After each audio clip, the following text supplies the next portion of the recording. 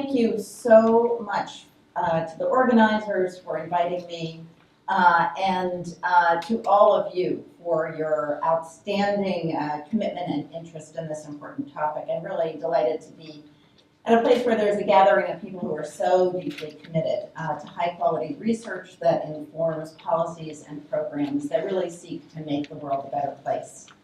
So this afternoon, I set out for myself one easy job and one that's a little harder. So the easy job is to help you see and articulate how the work that we all do is not only valuable as an instrument for progress, but it's an expression of timeless values, the values of pursuing truth, justice, and human progress. I'm going to build on some remarks that I gave a few weeks ago at USAID that were pretty well received, and so that prompted me to think a little bit more about how to extend them. So you're the guinea pigs on that extension. I'm going to try to make a moral case for the work that underlies evidence-informed policymaking, including but not limited to impact evaluation. So that's the first job. The second job, which I said is a little harder, is to induce you to reflect on the daily work that we're all engaged in, and what it means to have a kind of moral framework when you're thinking about the ethical dimensions of the daily practice of doing impact evaluations or similar research. How do you translate the moral idea into practice? And what are the methods behind the morals? So it's an unusual topic for somebody like me to take up, and perhaps an unusual one for folks like you to hear about. I'm not a philosopher, I'm not a clergy person. It's quite appropriate that we're in the Friends house. I'm delighted with that. I learned a little bit about George Fox and found that he dedicated his life to peace, religious freedom, participatory worship, integrity in personal life and in business and social justice. So perhaps this is a good place to be for this conversation. If I were to have the ability to ask each of you why you are drawn to this work around evidence building and using the best available information for decision making, I might hear a range of answers. So maybe you'd say, I want people who design and implement policies and programs to have information about what works and what doesn't so they can make the best decisions. You might say, well, I want tax dollars, whether in this country or others, to be spent the most effectively. Or you might say, well, you know, my graduate advisor was a randomista, and so am I. But I think if we talked a little bit longer, we might find some deeper meaning in the work that we do. So you might not think about it every day while you're writing papers or scanning the literature to figure out what advice to give to your permanent secretary or your minister. But impact evaluation calls us to do something higher than that. Something to do with truth and justice and the pursuit of human progress. Sometimes the struggle for human progress. And these are pretty deep topics, and the hour is late. So I'm just going to touch on a few of the strong links between the work that we do. We talk about it often in technical terms, and these higher values. And I'm sure that you can improve on these ideas in the future, hopefully the near future. So first, about the value of pursuing truth. You know, across all cultures, the value of telling the truth is upheld over the sin of lying. It's one of the primary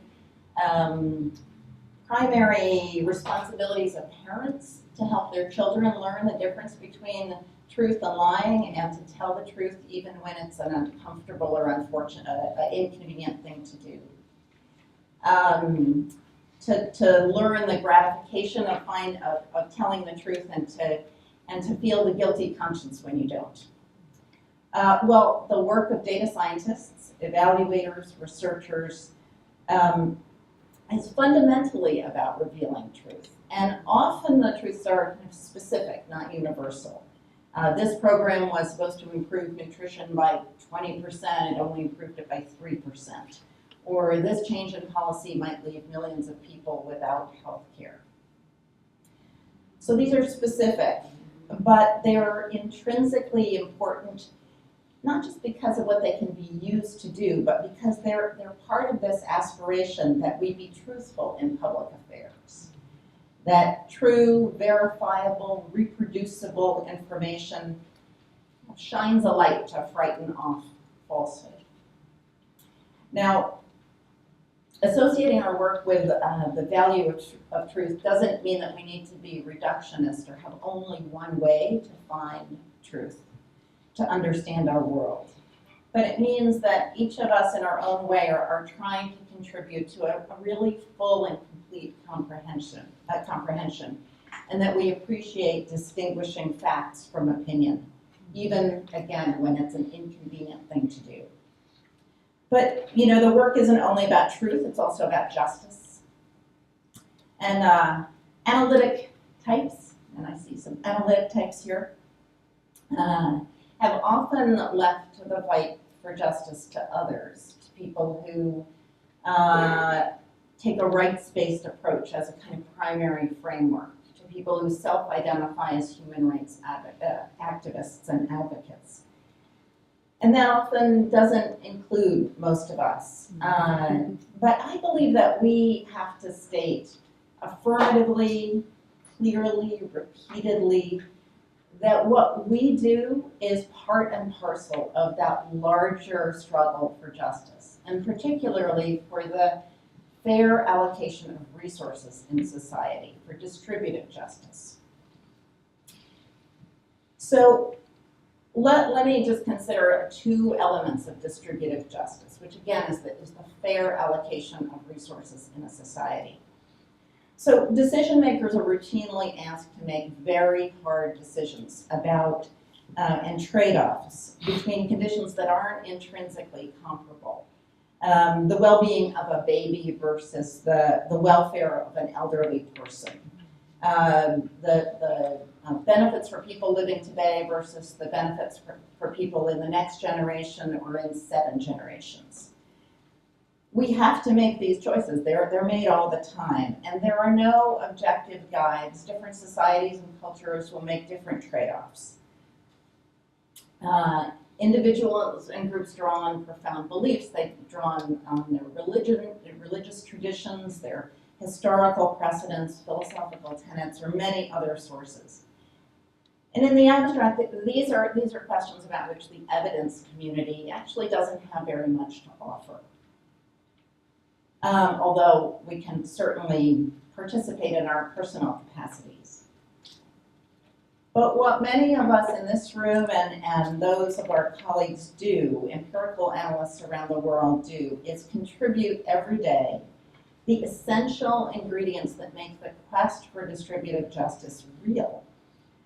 We offer the necessary information that permits those who are pursuing social choices to know what they are actually doing and how to do it better. So values abstracted from how to do it, from implementation, are not enough to achieve distributive justice. And that's where the evidence comes in. Much of it you've heard examples of today.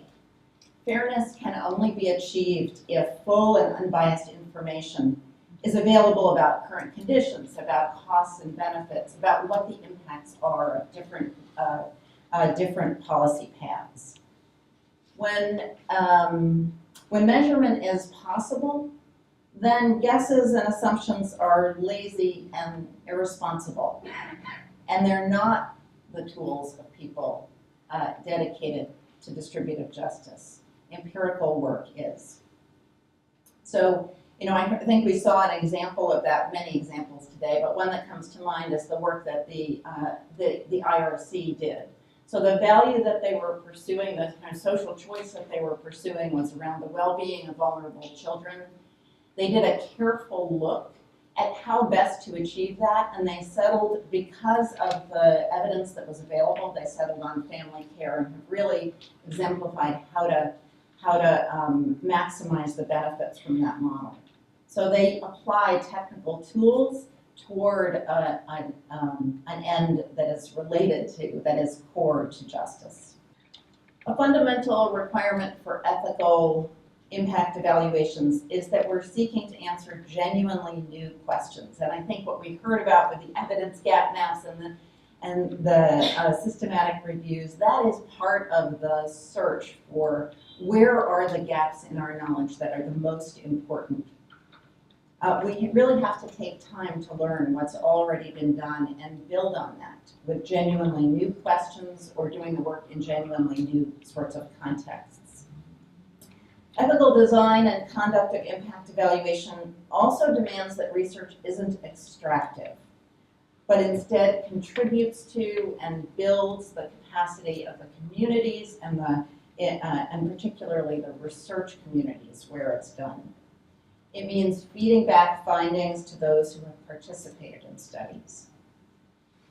And I know this came up in a couple of conversations, a couple of the questions earlier today. The ethical dimension of impact evaluation goes deep. It goes all the way to sample size. So if you're thinking through the ethics of research challenges,